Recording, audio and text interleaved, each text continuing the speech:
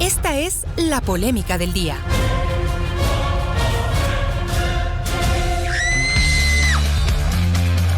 No grites, Javi. Gracias, Javi, por hacerme caso.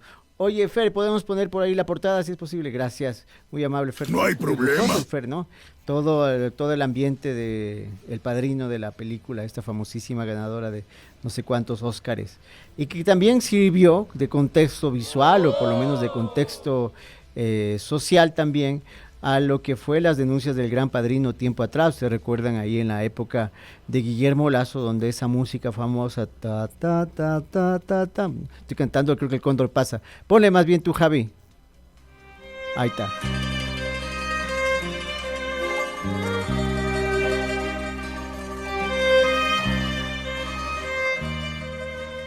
Qué obra de arte que es esa pieza sonora, ¿no? Es increíble, ¿no?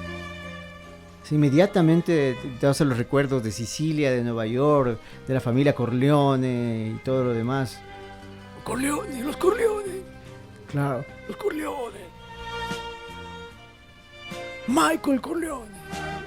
Claro, fue una cosa espectacular esa película. Les invito a ver la trilogía, a lo mejor muchos se enteran ahora de esto. No digo que la gente que está aquí siguiendo este programa y otros de Red Pichinche está al día de los temas culturales y demás y las películas, pero de pronto hay alguien que no sabe qué es El Padrino, y es una película de Francis Ford Coppola de los años 70, 74 si no me equivoco, ganadora de varios Oscars, sobre todo la primera y la tercera.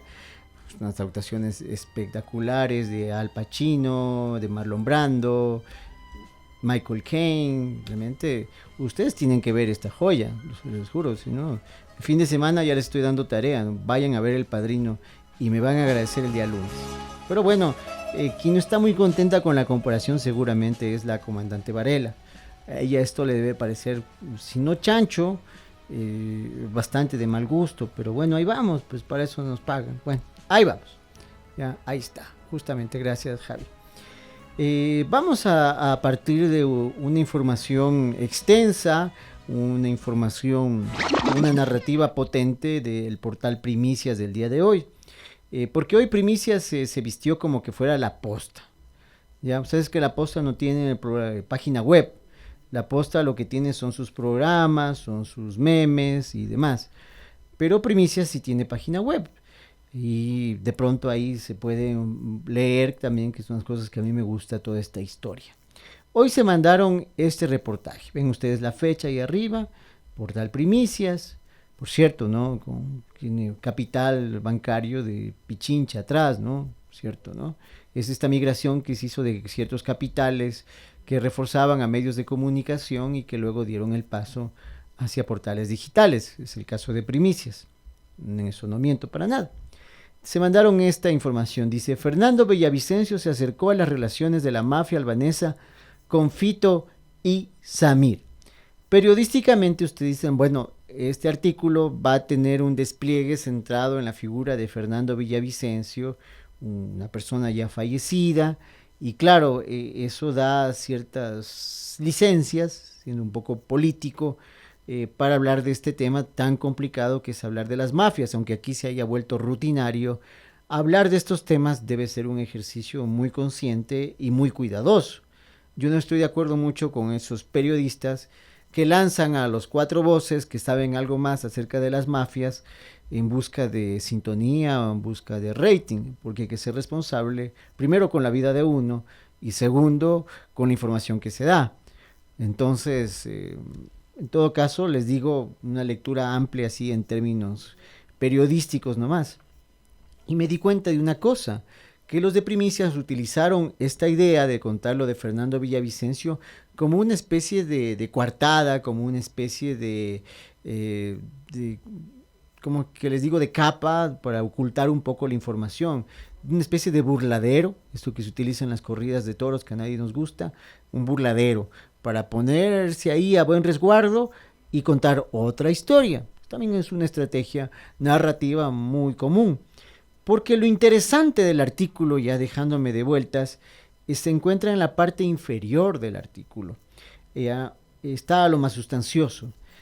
Allí, en esta parte, en la segunda parte del artículo, se revela las conexiones, se revelarían las conexiones que habría mantenido la excomandante de policía Tania Varela con ciertos grupos dedicados al narcotráfico.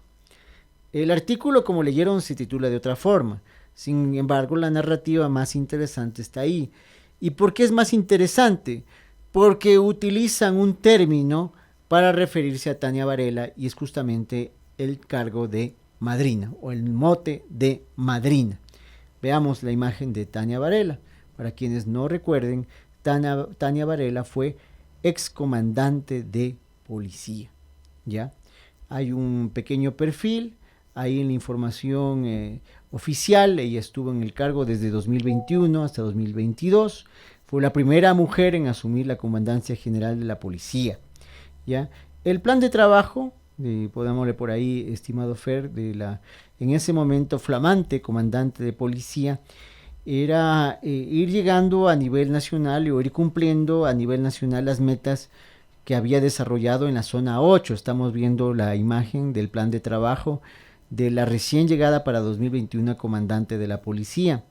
La idea, dice, era extender lo que ella había logrado ya en la zona 8, de 2 décadas de trabajo en esa parte del país, una zona de Guayaquil, Durán y San Borondón. Miren qué zona, vayan atando cabos. La idea es que los jefes se empoderen de sus territorios y tener una comandancia de orden situacional y a la vez itinerante, que van a ir recorriendo el país de forma paulatina. Esta era la presentación, pues, de la comandante de policía y de su trabajo, ¿no? Hecha por el propio Ministerio de Gobierno, no de ningún medio digital o de ningún medio escrito. Eso decía el Ministerio de Gobierno, hablando de lo que quería hacer la comandante Varela. Ella era la encargada de coordinar, pues, lo que estamos viendo, según el portal. Ella, además de ser comandante de policía, habría sido la encargada de coordinar la seguridad de toda la estructura criminal, ya para que puedan trabajar las bandas delictivas, y por eso le apodaron la madrina. Además, la comandante Varela, siguiendo lo que dice Primicias, se enfocaba en poner personal policial de confianza en las diferentes direcciones para facilitar el tráfico de droga. Ustedes lo acaban de escuchar bien.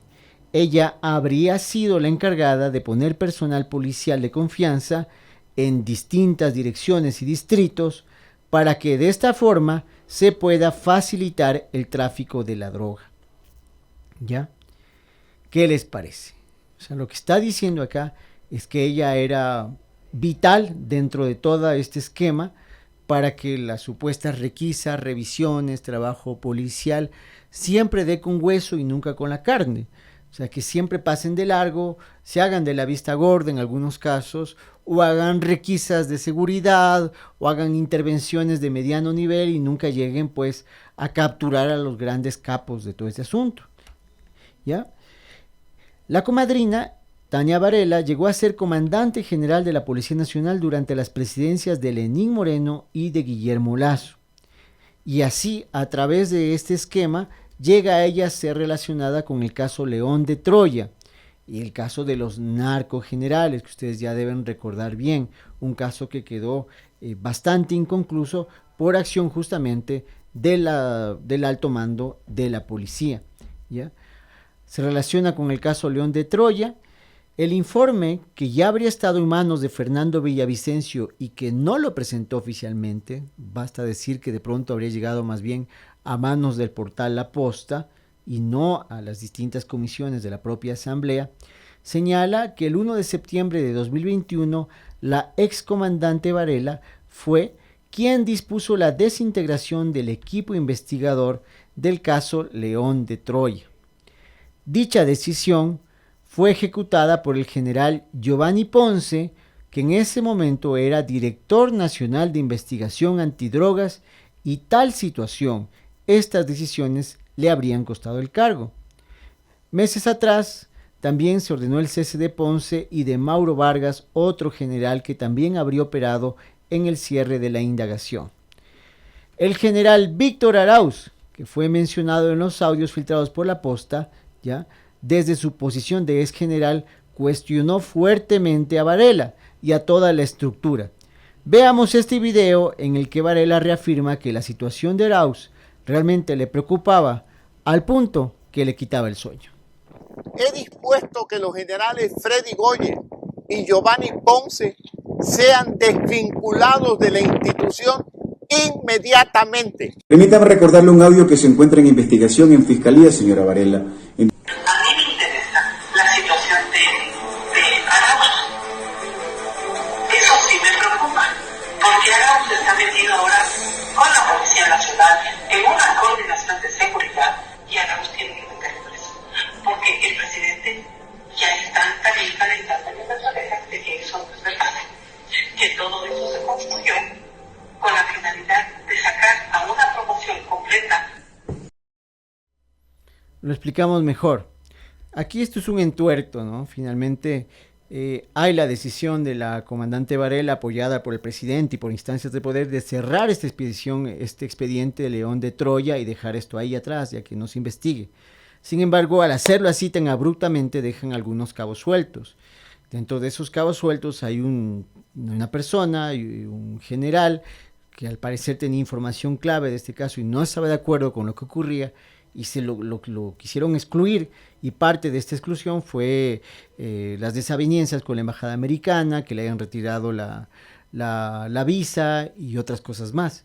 Sin embargo, desde su posición crítica, Arauz ya van 2 o 3 años en que permanentemente va reiterando que este caso más bien tiene que ver con las decisiones de tratar de encubrir lo que pasaba con el caso León de Troya y también, como estamos viendo ahora, con el accionar de la madrina. Entonces, ahí creo que ustedes me entienden mejor. Se refresca todo esto y ojalá la próxima semana aquí en los noticieros de Radio Pichincha el general Arauz nos pueda contar nuevamente su versión y ahora su reinterpretación de todo lo que se está viviendo a la luz de estos nuevos hechos. Veamos esta captura también, querido Fer, de lo que decía el ex general Giovanni Ponce. Le decía esto a la excomandante Varela: es que no puedo ahí. Si vos le conocés a Tania, entonces Arauz se sube y de ahí nosotros nos van a perseguir. De una que huevadas que ni nosotros sabemos y nos echan la culpa. A mí no me echen la culpa, digo yo, fresco. Había todo un ambiente de preocupación porque estas filtraciones habían revelado esta estructura y sobre todo habían revelado la decisión de cerrar el expediente para que ya no se sigan las indagaciones y esto quede nuevamente cubierto por la niebla de los días, por el polvo de las informaciones, por nuevas bombas de humo que nos presenten y por todas estas estrategias dilatorias que tiene el poder y que tienen las mafias para que esto no se siga investigando. Pero hubo voces críticas y recuerdo que esas voces críticas fue la del general Arauz. Veamos esta otra captura de un audio en estos programas que hizo La Posta especiales alrededor del caso Encuentro, el caso León de Troya.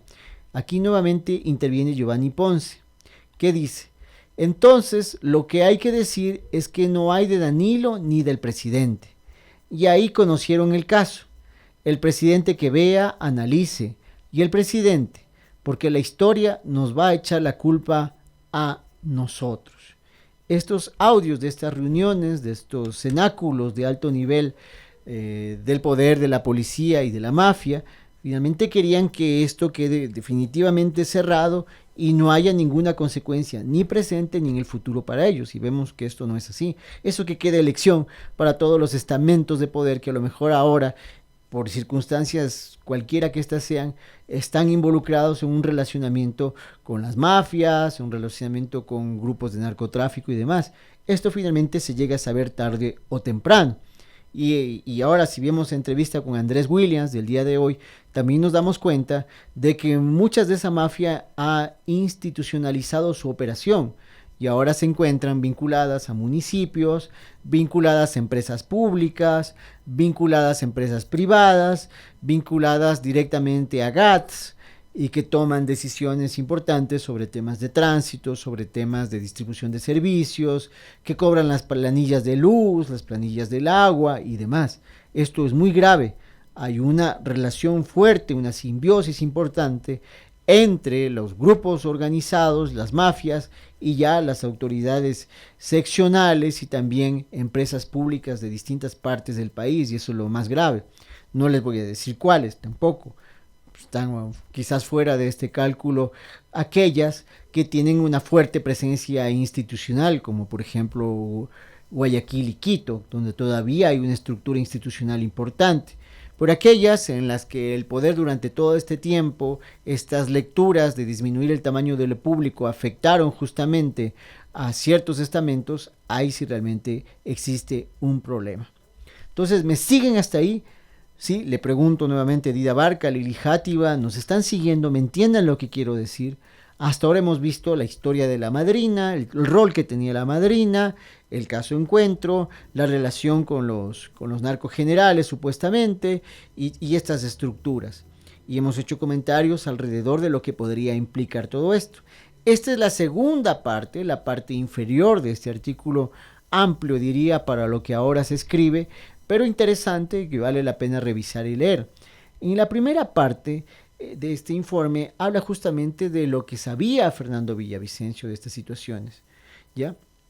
Indica que la relación entre esta estructura criminal empezó cuando, me refiero nuevamente a la comandante Varela, cuando la comandante trabajaba en el aeropuerto en migración.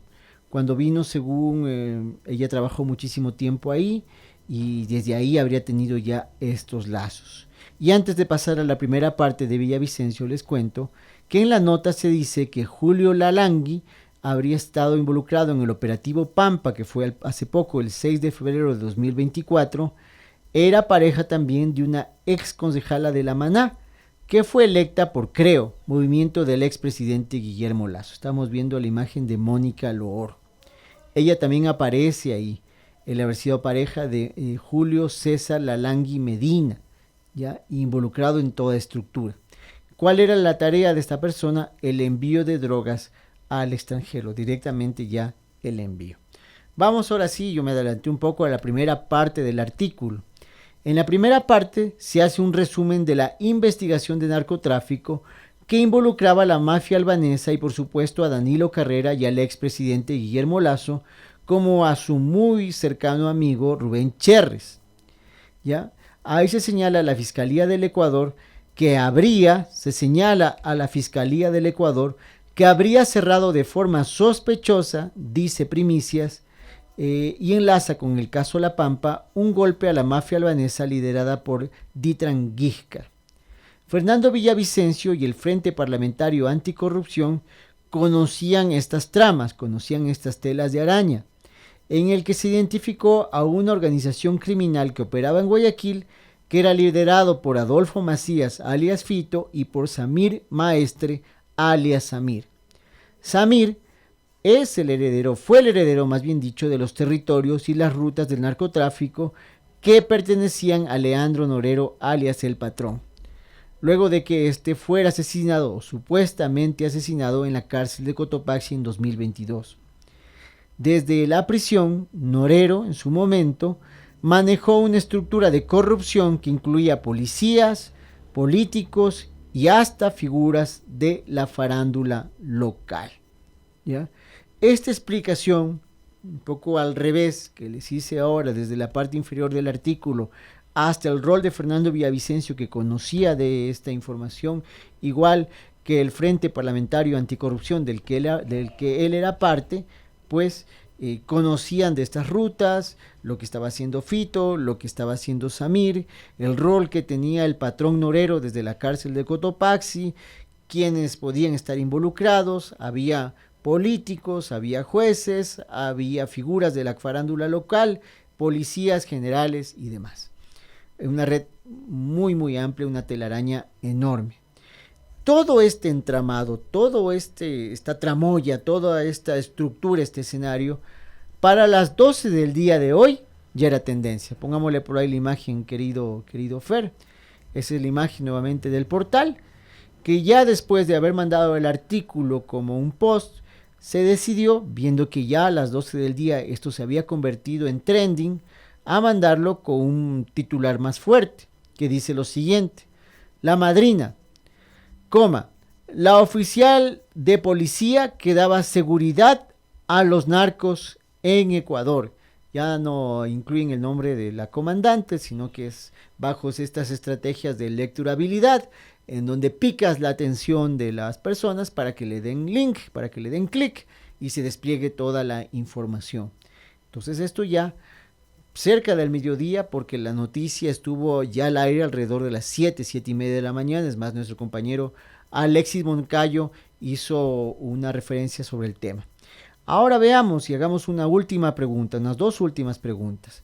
No sé si se dieron cuenta, pero Varela, la comandante de policía, desde el 22 de marzo de 2021 a enero de 2022, ¿quién creen ustedes que la puso de comandante de policía? Javi.